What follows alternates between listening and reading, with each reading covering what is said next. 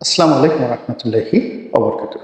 সম্মানিত দর্শক, আমাদের মধ্যে নোবেল পুরস্কার নিয়ে এক ধরনের মিথ কাজ করে। আরব উপন্যাসের যে নায়ক, এরকম একটা নায়ক কিছুত ভাব আমাদের মধ্যে চলে আসে যে এই পুরস্কারটি যদি আমরা লাভ করি তাহলে না জানি আমরা কি হয়ে যাব। কিন্তু বাস্তবতা হলো যে এই পুরস্কারের যিনি হোতা, প্রতিষ্ঠা করেছিলেন আলফ্রেড নোবেল, যিনি মূলত ডিনামাইট আবিষ্কারক ছিলেন, একটা বোমা। তো তিনি যখন এই বোমাটি আবিষ্কার করেছিলেন তখন তার মনের মধ্যে একটা ভালো চিন্তা ছিল যে এই বোমার সাহায্যে তিনি বড় বড় পাহাড় ভেঙে ফেলবেন এবং সেই পাহাড় ভেঙে ওখান দিয়ে রাস্তা তৈরি হবে, জনপথ তৈরি হবে ইত্যাদি নানা রকম ভালো চিন্তা। কিন্তু বাস্তবে দেখা গেল যে তার এই আবিষ্কারের ফলে তিনি অনেক অর্থ উপার্জন করলেন বটে, কিন্তু যারা এই আবিষ্কারটিকে কিনেন তারা এটিকে যুদ্ধের ক্ষেত্রে যখন ব্যবহার করলেন তখন তার মন বিষণ্ণতায় ভরে গেল। তখন তিনি তার সারা জীবনের যে অর্থ, সেই অর্থগুলো মানব কল্যাণে ব্যয় করার জন্য জীবনের বিভিন্ন ক্ষেত্রে যারা সফলতার চরম পরাকাষ্ঠা দেখান, যেমন শিল্প, সাহিত্য, সংস্কৃতি, জনকল্যাণ, মানব কল্যাণ, তারপরে চিকিৎসা বিজ্ঞান, পদার্থবিজ্ঞান ইত্যাদি অনেক বিষয়। তো তিনি তার সমস্ত সম্পত্তি দান করে গেছেন বটে, এবং এই জন্য একটা কমিটি তিনি যে তার উইলে রেখে করে গেছেন, সেই কমিটি এখন দায়িত্ব পালন করছে। তো ওনার যে দেশ ছিল সেই দেশ সুইডেন মূলত এই পুরস্কারটি দেয়। এই পুরস্কারটি দেয় হলো নরওয়ের যে গভর্নমেন্ট, তা এইভাবেই মূলত নোবেল কমিটি তাদের কার্যক্রম চালিয়ে আসছে।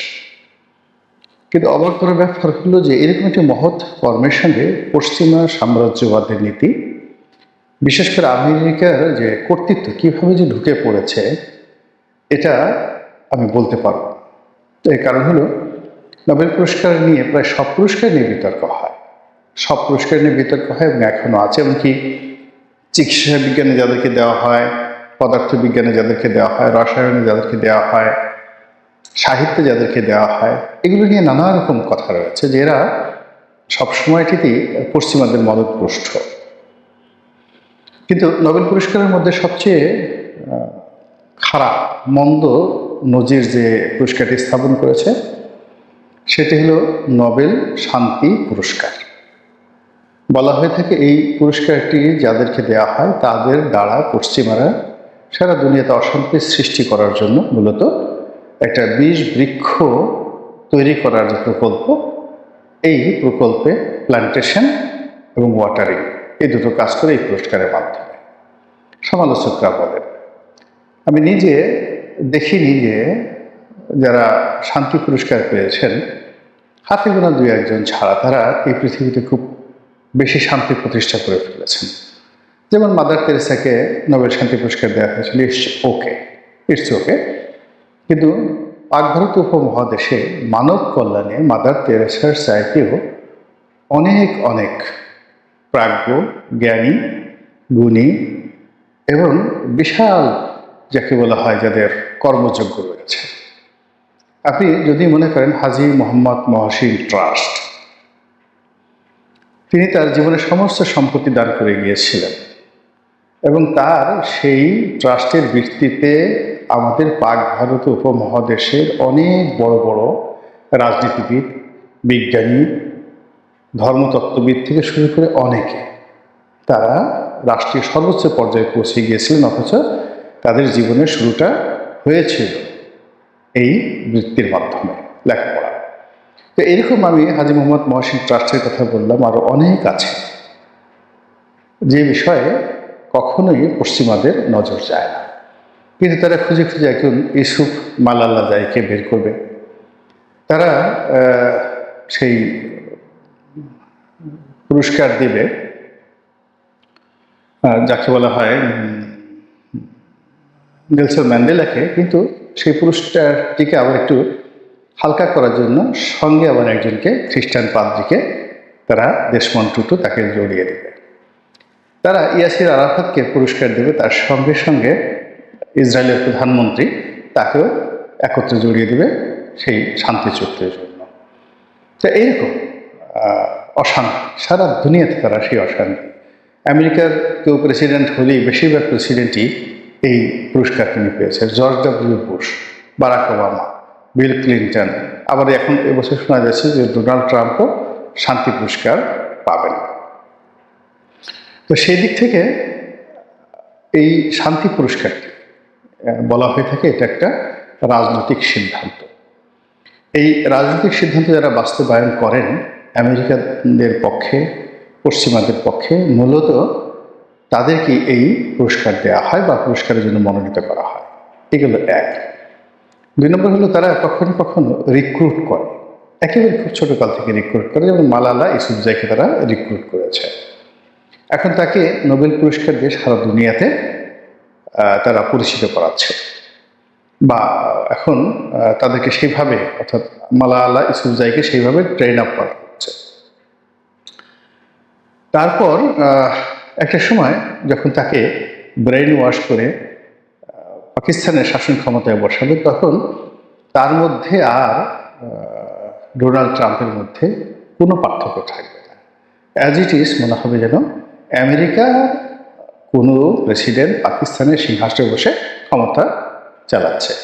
তো এভাবে তারা প্ল্যান্টেশন করে, যেমন তারা দালাই লামা, তিব্বতের দালাই লামা, এখন সেই দালাই লামাকে তারা পুরস্কার দিয়েছে এবং সেটা দিয়ে এই তিব্বতকে একটা বিষ বৃক্ষে তারা পরিণত করেছে এবং দালাই লামাকে ভারতে স্থান দিয়ে চীনের সঙ্গে ভারতের যে বিরোধ তারা তৈরি করে রেখেছে, ফলে দুটো রাষ্ট্রের তাদের জিডিপির একটা বিরাট অংশ শুধুমাত্র একটা নোবেল পুরস্কারের কারণে শেষ হয়ে যাচ্ছে। ভারতেরও শেষ হয়ে যাচ্ছে আর চীনেরও শেষ হয়ে যাচ্ছে।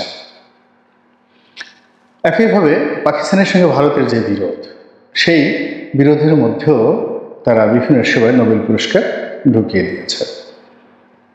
এরপর পশ্চিমাদের রিক্রুটমেন্টের অন্যতম হাতিয়ার ছিলেন ইমরান খান। কিন্তু সেই ইমরান খান সেখান থেকে বের হয়ে যখন প্রধানমন্ত্রী হলেন, তিনি যখন জাতীয়তাবাদে উদ্বুদ্ধ হলেন এবং তাদের শখের বাইরে তিনি চলে গেলেন, তখন তার অবস্থা কি হলো একটু বোঝার চেষ্টা করেন। পশ্চিমারা আং সান সুচিকে রিক্রুট করেছিল, নোবেল পুরস্কার দিয়েছিল, তার ফলে সুচির যে জীবন তছনছ হয়ে গেছে এবং সুচিকে মূলত চীনের বিরুদ্ধে দাঁড় করার জন্য আন্তর্জাতিক অঙ্গনে যত রকম বিনিয়োগ করা দরকার আমেরিকা তাকে করেছে, কিন্তু সুচি সেটা পারেনি। সুচি সেটা না পেরে তিনি এখন অন্তরীণ রয়েছেন। এখন আবার তাকে কারাগার থেকে বের করে নতুন একটা রোহিঙ্গা রাজ্য করে, একটা খ্রিস্টান রাজ্য করে, তারপর মায়ানমারকে টুকরো টুকরো করে সুচিকে যে নোবেল পুরস্কার দেওয়া হয়েছে সেই নোবেল পুরস্কারের দায় তাকে শোধ করতে হবে। চীন দেশে এক ভদ্রলোককে তারা নোবেল পুরস্কার দিয়েছিল, আমার ভদ্রলোকের নাম মনে আসছে না, বা হয়তো আমি বলতে পারতাম না, কিন্তু আপনারা জানেন অনেকে। এখন চীন তো এই সমস্ত ব্যাপারে একেবারে পাক্কা খেলোয়াড়। তারা যখনই দেখলো যে এই তাদের দেশেও শান্তির নোবেল পুরস্কার ঢুকিয়ে দিয়েছে চীন দেশে, সঙ্গে সঙ্গে চীন সরকার তাকে অ্যারেস্ট করে রেখেছে। এখন আমেরিকা যদি মাথা কুটে কুটে মরেও যায়, চীন তাকে ছাড়বে না। এই অবস্থা হলো সেখানে তারা করেছে। তো সব মিলিয়ে এই যে নোবেল নামক যে উপহারটি, ইনভেস্টমেন্টটি, মনুমেন্টটি, এটি শান্তির কথা বলা হলেও যে শান্তির যে পায়রা, এই পুরস্কার দেখলে কতটা খুশি হয় আর কতটা ভয় পায়, এটা আর কিছুদিনের মধ্যেই হয়তো আমাদের বাংলাদেশের জনগণ টের পেয়ে যাবে। যেটা বলছিলাম যে এই হঠাৎ করে এই কথা মনে হলো কেন, মনটা ভীষণ রকম খারাপ। কাশ্মীরে যে ঘটনাটা ঘটল এবং যার ফলে এখন পাকিস্তান এবং ভারতের যুদ্ধ অনিবার্য হয়ে পড়েছে এবং সেই যুদ্ধের ডামাডল আমাদের শিলিগুড়ি করিডোরে দিনাজপুরে, সৈয়দপুরে যেভাবে দাও দাও করে উত্তাপ ছড়াচ্ছে, আবার একই সঙ্গে মায়ানমার বর্ডারে যে অশান্তির আগুন দাও দাও করে বলছে, আরাকান আর্মি যেভাবে আমাদের বর্ডারের ভিতরে ঢুকে 10 মাইল ভিতরে ঢুকে আমাদের দেশের পাহাড়ি আদিবাসীদের সঙ্গে মিলেমিশে নাচ গান করছে, এ দৃশ্য দেখে অন্তরাত্মা কেঁপে উঠছে। আর বারবার শুধু মনে হচ্ছে যে নোবেল পুরস্কারের শান্তির কথা। মহান আল্লাহ রাব্বুল আলামিন আমাদের সবাইকে হেদায়েত দান করুন এবং হেফাজত করুন। আসসালামু আলাইকুম ওয়া রাহমাতুল্লাহি ওয়া বারাকাতুহু।